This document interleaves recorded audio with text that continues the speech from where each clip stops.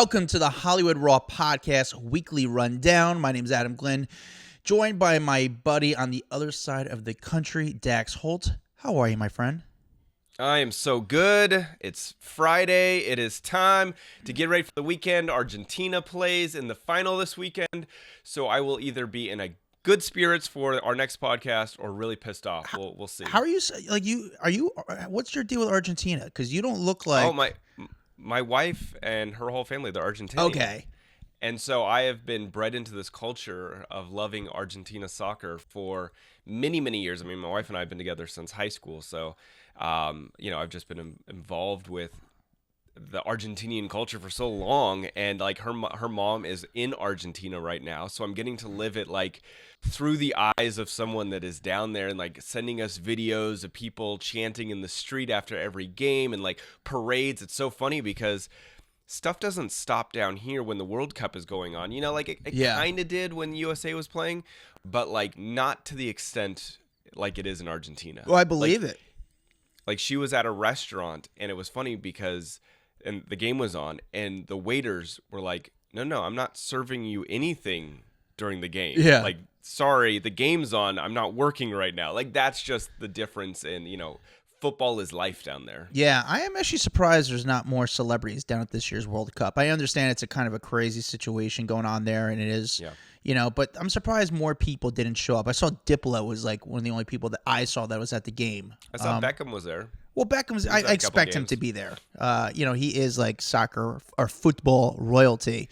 So I expect him to be here. All right, this is our weekly rundown where we give you the top 10 stories of the week.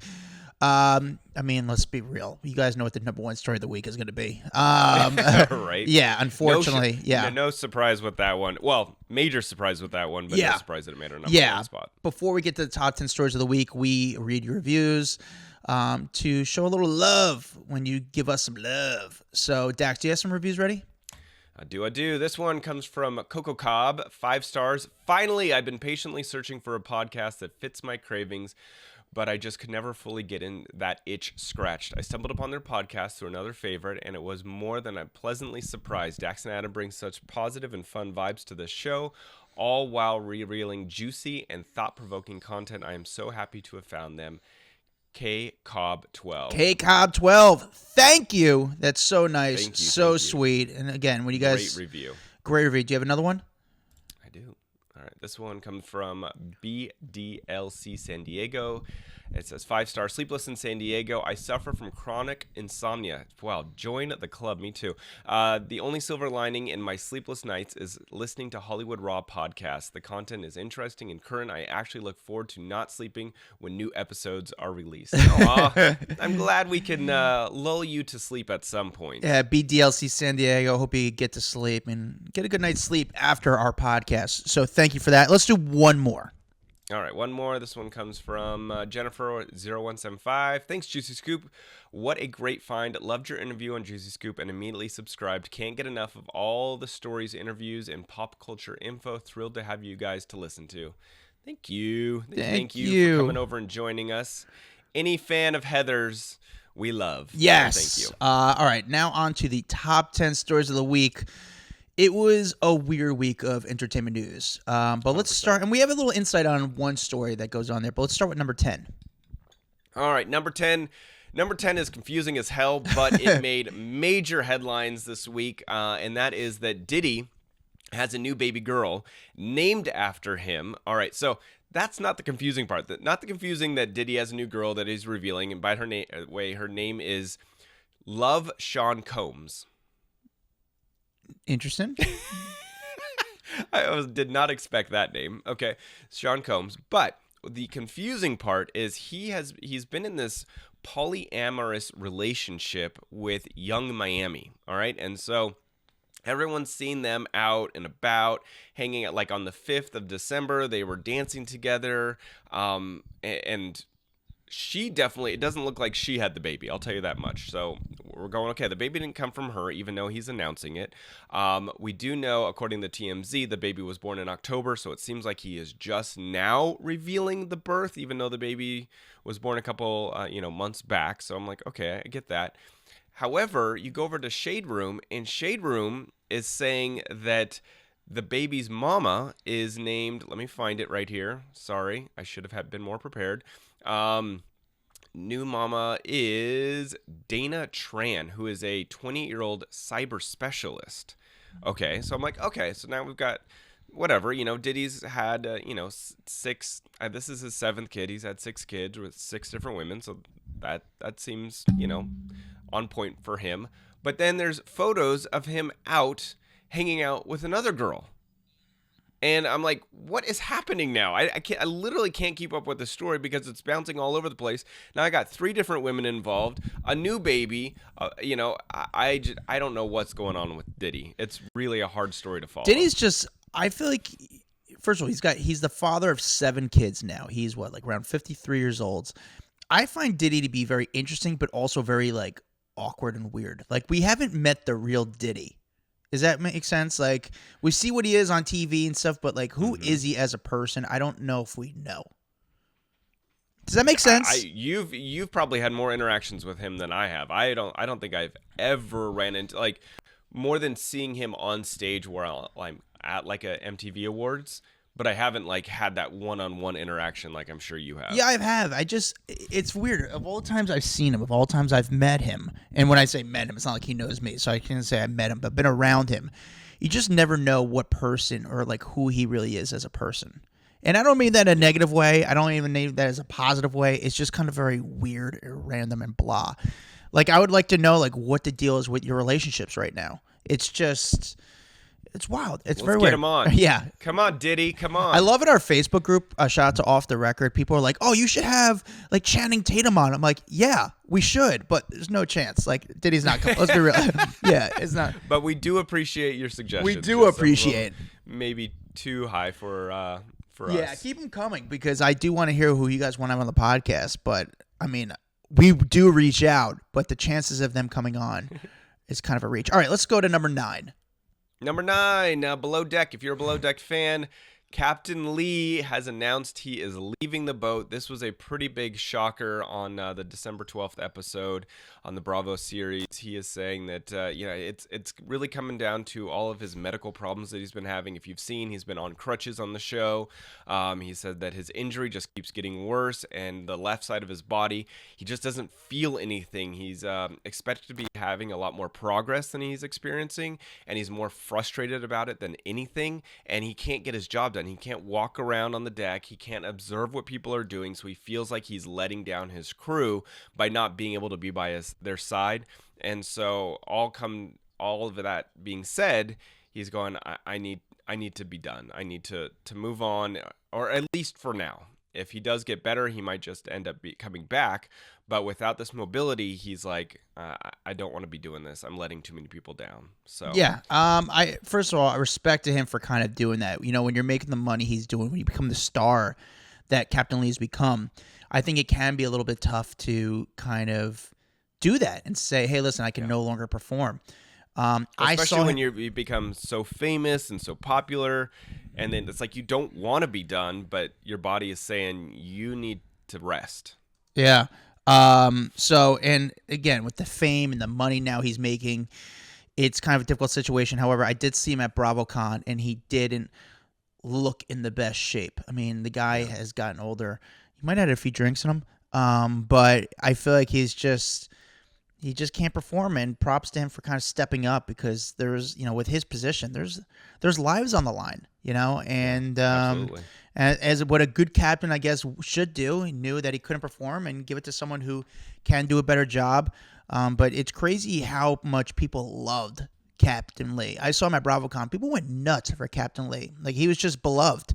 I personally, I know we've had some Below Deck people on the show. I don't really watch the show, but, Captain Lee, bon voyage, I guess you say to a captain. Great, you had a great run. All right, number 8. All right, number 8, Jay Leno opening up for the first time about his accident that left him with crazy severe burns across his body and his face. So he sat down with Hoda Kotb from the Today Show. This was his first interview since that November 12th incident, and This was gnarly. He described the whole thing. He said that it was a fuel line that was clogged, and he was working on that 1907 car with his friend Dave Killecki, I think is how you say the guy's name. And so he was underneath. He said it sounded like it was clogged, so I blew some air through the line. And when he did, he got like a face full of gas, and then the pilot like jumped and his face caught on fire. So he was saying that, he goes, Dave, I'm on fire. And his friend goes, all right. And he goes, no, Dave, I'm on fire. And he goes, oh my God. So Dave jumped on top of him and just started smothering the fire out. And then they did kind of show some video and some other stuff from him getting treatment inside this burn center. His Dr. Peter Grossman, who treated him, had basically said that he had third, possibly fourth, or was it second, possibly third degree burns on his face, his hands, his chest, and that the face were deeper and a little more concerning. So he is very lucky to be alive. And if you didn't hear, right after about the 2-week mark, he went and performed to a sold-out crowd at the Comedy and Magic Club in Hermosa Beach. So he got right back out as quickly as he could. I actually really like Jay Leno's car show. I think I'm not a car guy by any means, but I find it to be very interesting and just very fun. Yeah. I do respect that Jay Leno didn't hide. I think a lot of people could hide from the injuries, but he just kind of lived his life. Like, he drove to the comedy club. He didn't have a driver. He just kind of went about it. He addressed it. Now it's like, I think it's already in the back. It's already in the back of our mind. Like, it's already in the past. Like, we just kind of move ahead. So I give him a lot of credit for not letting it define him and not letting him be a setback, and just kind of going back to doing what he does and what he loves, which is stand up in cars. Yeah. Yep. Yeah, but I get it. Everyone was very interested. They want to see if his face has changed. They want to see him and also hear exactly what happened. So I understand the interest around this story. Yeah, it's a crazy story, dude. Yeah. He's all right. Yeah, glad he's all right. All right, number 7. All right, number 7, Lenny Hochstein from Real Housewives of Miami. You heard about this whole hot mic moment, correct? Where you hear him on camera saying, in a couple months, I might be single too. And apparently he is saying that the producers behind Real Housewives are trying to make him look worse than he really was. He claims that he has been asking for a divorce for a very long time, and they're editing that down to make Lisa look like she is the victim in the whole thing. He goes, I have said this dozens of times, and she just doesn't take me serious, but he wanted out of this marriage. And so he goes, yeah, for them to turn this onto this hot mic moment, he goes, it wasn't a hot mic moment. She knew. She had been interviewing attorneys herself for years. So why are they making this seem like she didn't know and that she was blindsided? Like, he goes, I'm just trying to I'm being made to look like the villain and she's the innocent one. I don't know. I mean, this is, they could potentially be editing it in her favor. I mean, she is still going to be on the show, correct? I don't know. This one's crazy to me. It's great storyline for the show because they're going to keep. First of all, she didn't do anything illegal, so it's great storyline behind her. So it keeps her relevant. It keeps her in the news. It keeps her good to get her continue with the show. Here's what I say, and it's just driving more audiences into the show. Yeah, here's the one thing I will say. The more she talks about it, and the more drama, everyone's like, "Oh, I need to go watch this." Like, if this show's this crazy, I need to tune in. Yeah, the one thing I have heard from my sources or people in Miami. This guy Lenny, like, they were like the hot couple of Miami. Like, they were Miami socialites. They went out, they partied. I think they lived on Star Island in Miami, I believe. And he threw this epic Halloween party where, I mean, everyone would go to this party, and it was just a sick, insane party at their house on Star Island. Star Island, if you guys don't know, it's like this little tiny island. I went to one party there. It's in the middle of Miami, and you need a bridge. You have to go through this private bridge to get there, and there's only like, I'm guessing maybe like 15 homes. One of them was like Diddy. I think A-Rod might have lived there. I think Shaq might even had a hard there. I heard LeBron might have had a house there for a little bit. And I went to a party for Floyd Mayweather there about 2 years ago, and it's pretty cool. It's very cool. But he is a baller, and it doesn't look like she's hiding any, or, she's kind of liking the attention. She was photographed the other day, the other night. Especially if she's looking like the innocent one, of course, then he looks like the dickhead, and she gets to walk away with the good publicity. She's more in the news, so she's going to use it to her advantage. He's talking pretty soon. I mean, this guy, he knows money in the world. Yeah. He's already speaking up. He's clearly not going to be sitting down and taking this silently. They already have the money, but the only thing they don't have is fame. And you know what? He doesn't care. The money's nothing to him. He's got everything. He can do whatever he wants whenever he wants. The money's still going to come in. He's still a practicing plastic surgeon, so he knows he's going to have people coming in because he's a famous plastic surgeon. With that said, he doesn't have the normal, the regular stardom fame. So he's going to keep doing what he's doing he just doesn't mind. He doesn't care. It just doesn't faze him. And I could see this getting very dirty. Number 6.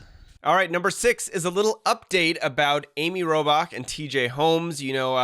We talked about this story, what was it, last week or 2 weeks ago, when the Daily Mail exposed this relationship that they were having. And both of them, keep in mind, are married, not to each other. And so them holding hands and kind of exposing this relationship was a really big deal, especially for GMA, because this cannot be good publicity for the show. But if you're wondering an update, here's the thing.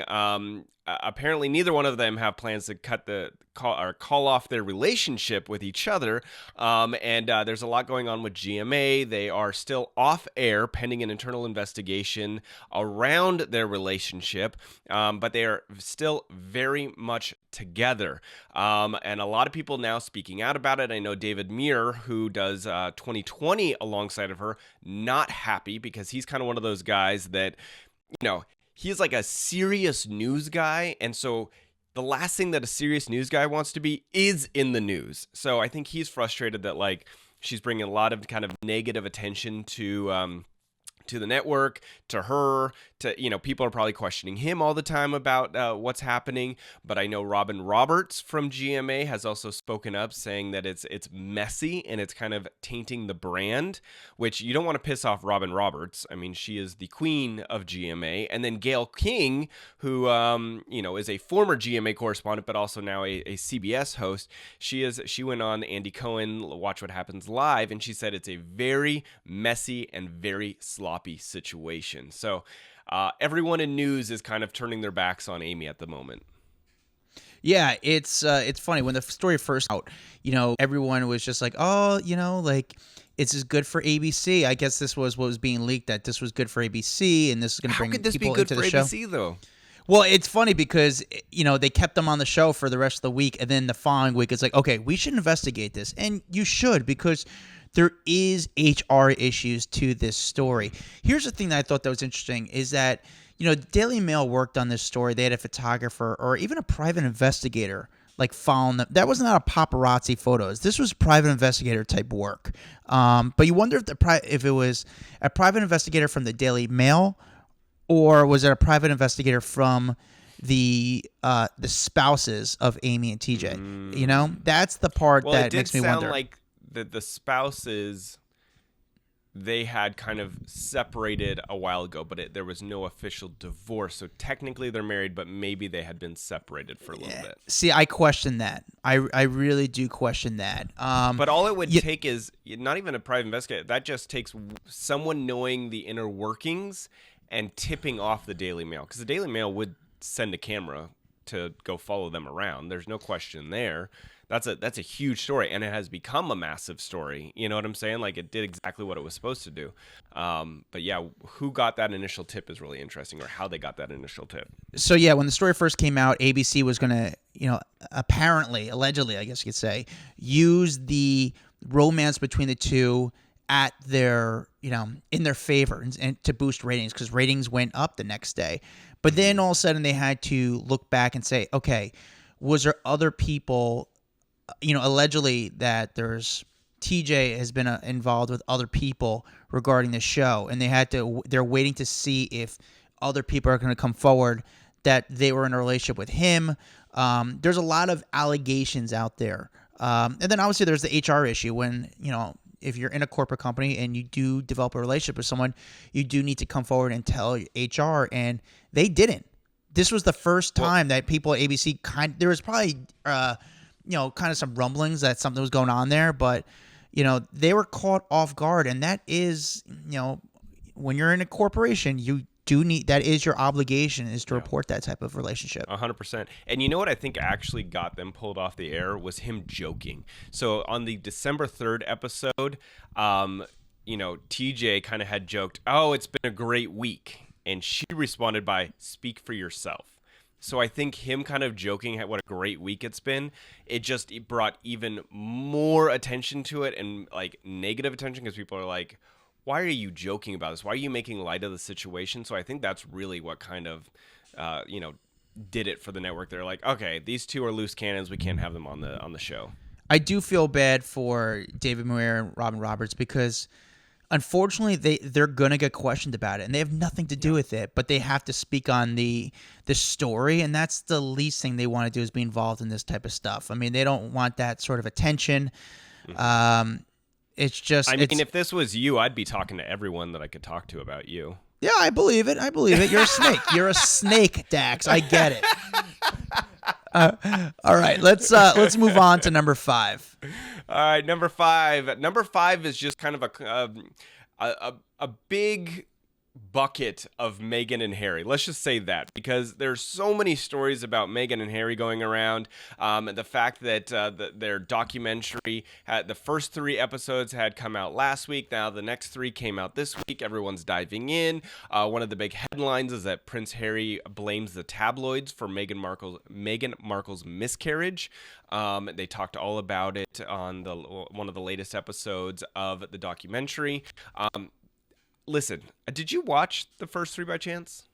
I have not. I feel like I don't need to, because if you go to some of these news sites, I feel like they cover every single thing that you could want to know regarding this documentary. But what were your thoughts on it?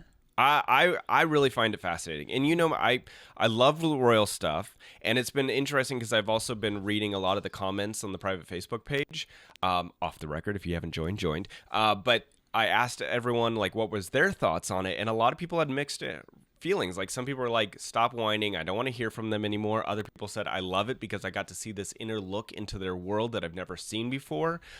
I personally loved it, and it's because there is a side that was not publicized. They do get to speak up. There's a lot of photos that you've never seen before. You get to hear their love story of kind of like how they met, how they kept it private for so long, and how hard it is to be a woman in the royal family. And I'm not talking from like just Meghan's perspective. I'm talking any woman in the royal family.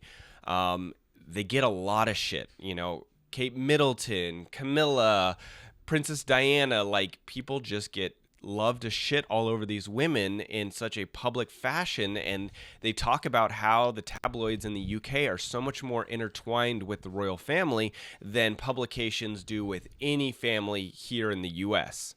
It's like over there it is basically your right to cover the royal family however you want, because you're the reason the royal family is allowed to stay where they're at in power, and not in power politically, but just in power in general, because really you don't really need monarchs at this point, and it's kind of more of a custom, and if the royal family is out of favor, then they could potentially just lose those roles. You know what I'm saying?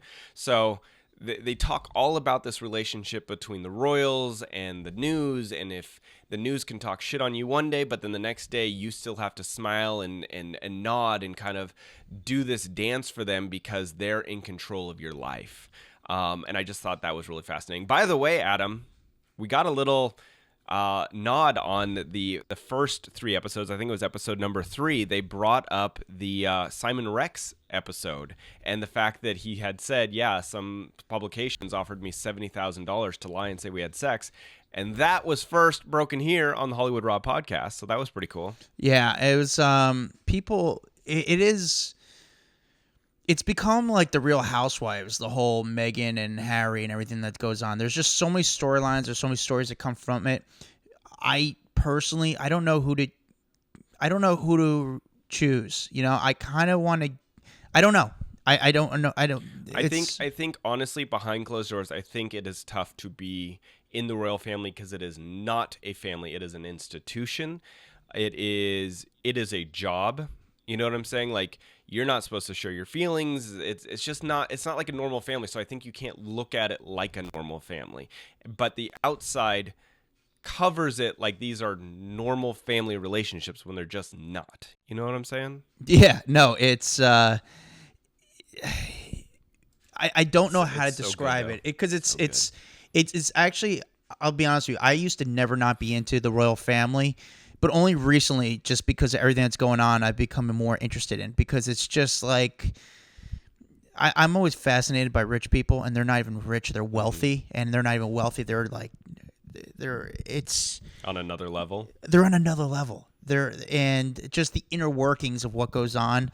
I'm becoming more and more interested in it because I suggest you watch this. I think you might actually really enjoy it. Because there's even things that, like Meghan was talking about, how the first time she met the Queen, it was like they're rolling up to this breakfast or lunch or whatever it was, and Harry's like, "Hey, do you know how to curtsy?" And she's like, "What?" Like, there's certain ways that, as an American, you're like, wait, you have to bow to your grandma? You don't bow to your grandma here, but over there, it doesn't matter who the hell you are, everyone bows to the Queen.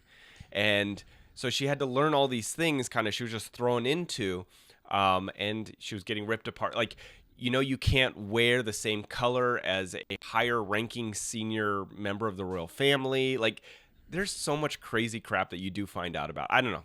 You should watch it. Yeah. All right. What's number 4, our friend Larsa Pippen. Oh, one of our former guests, probably one of the most talked about former guests that we've had on the podcast. She is now wrapped up in a relationship with Michael Jordan's son, Marcus.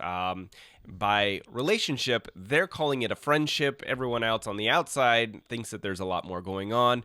She was recently on Watch What Happens Live with Andy Cohen, and Marcus was actually in the audience, and Andy called that out. He goes, "Hey, so Marcus Jordan is here," and everyone starts clapping. He goes, "So what's going on with you two?" And she goes, "We're just friends." And he goes, "What does Scottie Pippen think about your friendship?"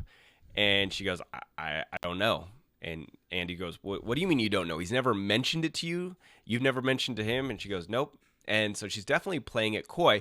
The reason that he's bringing this up is because obviously Michael Jordan and Scottie Pippen played together, had a friendship together past, their basketball days. So this would be weird if Larsa started dating basically her mutual friend's son, right? Like, that's kind of what it comes down to. And she's like, people always thought that we had this like friendship outside. We didn't. I only met his family a few years ago, and I didn't really know Marcus's mom or them. Just recently met them, so maybe it's not as weird as everyone thinks. It's still weird. It's still weird. I mean, obviously he's a lot younger than her. She says, yeah, like, Michael and Scottie, which we saw in the Last Dance documentary, like, they're not like the friendliest guys still. Like, they're just kind of, they're acquaintances, I guess you could say. I think they saw each other, they would say hi, but they're not that close. But she said growing up, Michael's family, the Jordans and the Pippins were never that close. Now, she said their relationship as friends started only a few years ago. And now they're seen all the time together. Now, we've seen them hold hands. We've never seen them be affectionate. When you actually have looked closely, like when they hold hands, it never looks like they hold hands and their fingers are like kind of crossed with each other. It's weird. And it's weird because I just want to know what the deal is. And she just says, oh, I'm dating. Oh, we're friends. But she still doesn't answer the question. And listen, I guess it's smart for her because she gets people still questioning and wondering. We're the ones getting played. She knows what she's doing. I mean, her best friend was Kim Kardashian, so she knows how to work the PR. She learned all the cues from Kim, and Kim would do the same kind of thing. Like, don't give them more than they need. Let the questions be out there so that there's more people speculation talking about it and speculating and trying to figure it out, because now it's a game and people like games. I was disappointed that Andy didn't ask Marcus Jordan in the audience, like, Marcus, what does your dad think of this? You know, that like, would've been a good one. And I'm surprised he didn't. I was like, dude, he's standing right there. He's just very quiet. But I'm like, what does your dad think of this? And that's what I'd be interested in. He hasn't spoken. He just kind of walks around with her, holds hands with her. Maybe he's working the thing for her. Yeah, Maybe. But why go to a taping of a show if you're not dating her? Like, it doesn't make any sense. They're totally dating. Come on. It's just weird. Of all the guys out there, I mean, Larsa Pippen's a pretty girl, but of all the guys out there, she can get anybody she wants, successful. Yeah, but she likes to date these people that get her a lot of attention, and I don't blame her. Do what you got to do, girl. I don't know. When we had her on, I absolutely loved her. I did love her. She was great. She was very cool. I'm just very curious, and I respect the game, and I respect the hustle. But I do want to know. I want to know what the deal is. And unfortunately, I didn't do that, but I also understand why she didn't, because, you don't. A magician doesn't reveal his tricks. So, all right. Number 3. Number 3, Megan Thee Stallion was in court this week. She has been showing up for this Tory Lanez shooting trial. And this has gotten pretty crazy inside. So she actually hit the stand while they did direct examination. This was on Tuesday, and she got pretty emotional during her testimony, touching on the impact this case has really had on her, including the notion that she wishes she was dead instead of having to deal with this today. She got all teary the second half of the testimony, saying that it's really hard to sit across from Tory Lanez, who, she claims shot her, and kept saying, because he's been saying, I didn't, basically, but she has described everything. So she said that what really happened was him and Kelsey Harris were having a fight. She got out of the car. He said, "Dance, bitch," and that was the last thing, and he was pointing a gun, and then the next thing you know, she's shot in the foot, and she claims that he offered her $1 million to just don't say anything, and she remembers at that time thinking, wait, you're more concerned about being on probation and possibly going to jail than shooting me. So I think she's really kind of hurt over the whole situation, but in her mind, the bigger problem is, because she's standing up for herself, because she's taken him to court, now the whole rap community has kind of gone against her. She said it's a boys' club in the rap community, and so now I've got all these people coming at me with death threats and, just vilifying me, and she's like, I'm the one that got shot in the foot. How am I the one that is the bad person in this situation? And so she basically said, sometimes I wish I would have just been killed rather than having to go through this, because, again, I'm the one that is getting crucified here, not him. Yeah, I'm curious how this plays out. He showed up to court with his son and seemed like, which a loving is weird. dad. His son is not like a 20-year-old. His son is what, 6? Yeah. I mean, his son's going to be able to... Why are you bringing your son to sit front row at a court case where you potentially shot someone? Very weird. I don't know if that's just him trying to be like, oh, win look, sympathy. I'm a dad, so don't send me to prison. Yeah, I mean, he was totally trying to win sympathy, and I get it. But it's funny. So this happened more than a year ago now. And last year, he showed up to the red carpet of... I was at the Super Bowl last year, and I was at a Super Bowl party, and he showed up to this red carpet event. And before he walked the red carpet, the publicist came down the line and said, hey, listen, this guy's about to walk down the line. Do not ask him about the shooting. And it was like, what? Listen, as soon as he gets off the red carpet and he goes on the street, you guys are more than welcome to run out there and ask him. But on the red carpet, do not ask him about the shooting. And it was weird that this guy's going to walk the red carpet and we can't ask him, in the back. The biggest story. The biggest story. You just shot someone. We have to act like it didn't exist, and we have to ask you about your album or something like that. No, dude. That, it makes all the reporters look stupid. It did, and actually, I was to the point of the red carpet. I was gonna be like, don't allow this guy to walk the red carpet. Don't give this guy the credit that he deserves. Now, listen, in this country, you're innocent until proven guilty, and he hasn't been proven guilty yet. Yep. But it was a tough time. It was a weird move on all ends. Either walk the red carpet 100%. And address it, but I actually think the publicist screwed up there. And I don't think anybody called the bluff on that. Can you imagine? He would have been talking about that on every single... in my situation, if I were him, I wouldn't have walked the red carpet. If you're not going to talk about it and you don't want anyone to ask you and you don't want it to be... just don't walk the carpet. But to walk the carpet and say, don't ask me anything, that is really silly. So actually, it was interesting. He walked the red carpet and then he left. He didn't even go into the event. And actually, that was even weirder. Yeah. I mean, he just wanted to get photographed and show that he was in the game. And it wasn't great for the publicists of the event. And it wasn't great it was just weird on all accounts. Weird. Yeah. Well, I hope that after this whole court case is over, I hope that if he is proven to be guilty, that maybe some people start treating her with a little more respect than, crucifying her like they are at the moment. That's right. All right, number 2. Oh, number 2.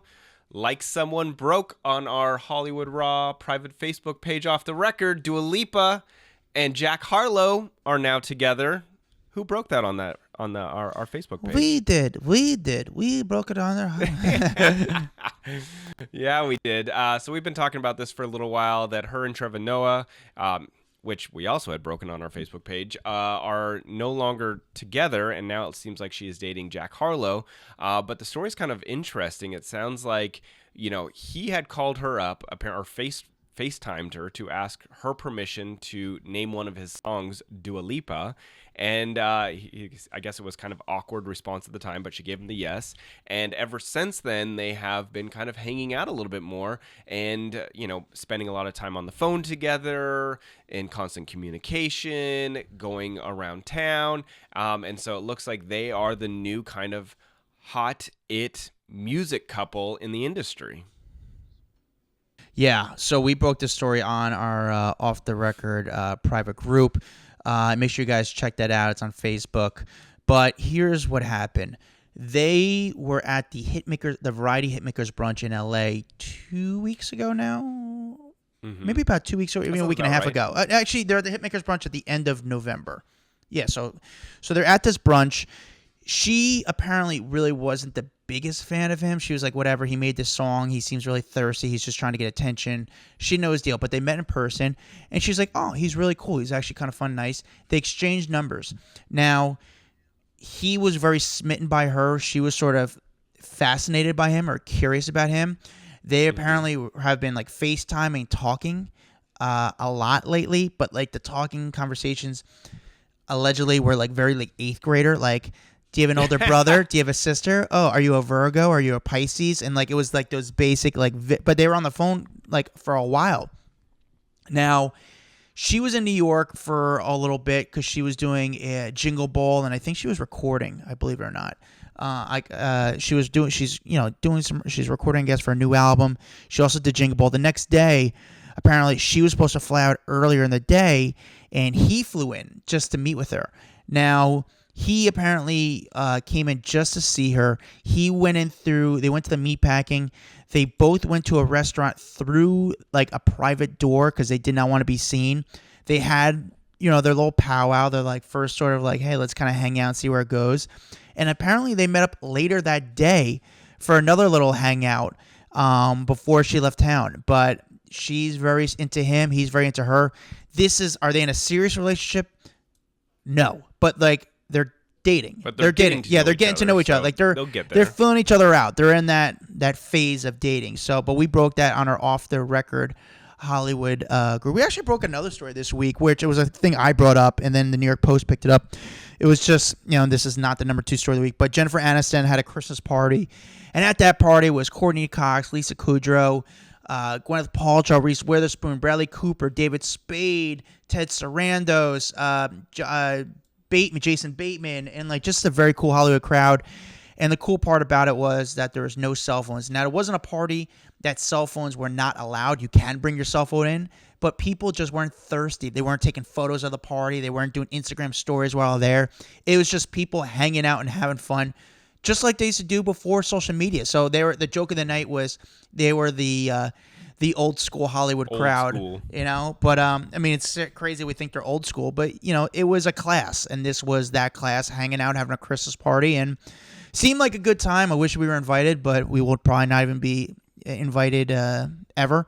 And but check out our private off the record group on Facebook again. That's the one thing we can get invited to, our own group. Exactly. All right, Dax, the number 1 story of the week. Oh, what a sad number one story. Obviously, this one makes our top of our list. But Twitch, Steven, Twitch boss, former Ellen DeGeneres show DJ, So You Think You Can Dance all-star, dead at the age of 40. This was probably one of the most shocking stories I have seen in a very, very long time. Adam, you actually sent this to me bright and early in the morning, right after it posts on TMZ. But basically, they found him dead in a hotel. And it looks like an apparent self-inflicted gunshot wound. But all looking at as an outsider and looking at his social media, he looked like the happiest guy on the world. He looked like he was happily married, has 3 beautiful babies at home, and I am still trying to piece together why in God's name this guy would take his own life. There must really have been some demons inside of his head, because he just celebrated his 9th anniversary with his wife, like 4 days before this. They had just posted a bunch of really cute videos on their social media pages where they're dancing around, looking happy, him with the kids. But I can tell you on Tuesday, Allison, his wife, ran into an LAPD station and was frantic because she said Steven had left home without his car. This was just not like him. It didn't make any sense. And then a short time later, around 11:15 a.m., paramedics got a call from a medical emergency at a LA hotel where they had found him dead from the gunshot wound. And so I know that Allison had put out a statement to people that he was the backbone of the family, the best husband and father, and an inspiration for his fans, and that she was basically confirming that he had passed away. It doesn't make sense. Like, this is so sad, Adam. Yeah, it was a really sad story. I woke up and I felt like I was one of the first people to read that story, and I sent it out to everyone because I was just in such shock. He's one of those people that always popped up on my social feed on Instagram and sort of TikTok of him and his wife dancing with his family. Like, it's just, it's one of those things you just never know who's hurting, and it's just so sad. And everyone kind of came out and talked about him. I actually have his phone number in my phone, and I've met him a few times, and nice guy. It's just, you just never know who's hurting or how badly they're hurting. There's not much to say except it's like, wow. Yeah, because you know him because he was so awesome and he was so fun. And watching him on the Ellen show, he had such a big personality. And yeah, like you said, sometimes you just don't know what's going through other people's head, even though publicly they may look like they're in a great spot. Clearly, that was not the case here. People, obviously, you see people coming out and talking about him, and I didn't know him as well as other people did, but he definitely left a good impression of people. He did have he had a very fortunate career and good career, and, he was on So You Think You Could Dance, and he didn't win the show, but he came back, and he still, kind of showed that he was a good dancer and danced for a bunch of projects, then became the Ellen. He wasn't the original Ellen DJ, but he was. Stryker was. Yeah, but then all of a sudden he was kind of like a fun dancer, and he was funny. Like, he was never really a DJ per se, but he was just like a fun energy for the show. Like, he could always dance with Ellen, and they kind of liked that. Like, he was a very funny dancer. So he became the DJ in Ellen, and then when Ellen kind of went through her troubles, they got rid of a bunch of the executive producers of the show, and then he was made an executive producer of the show. So he was making a lot of money for that show. And I mean, there might have been some other people that might have been more in a better aligned or had more experience to be the executive producer, because it is a very profitable position. He, fortunately for himself, was able to get that job. It's just, I woke up when I just feel like I have so many questions. Like, why? I just want to be inside of his head at those last moments and be like, don't do this. Like, you have people that love you. Like, think about those 3 little babies, growing up without their dad now. I was like, don't do this, buddy. It can't be that bad. It can't. There's got to be a better way. Let me ask you this, Dax. And again, it's a different time now. But it's a different time because of social media and how it's so much in our face.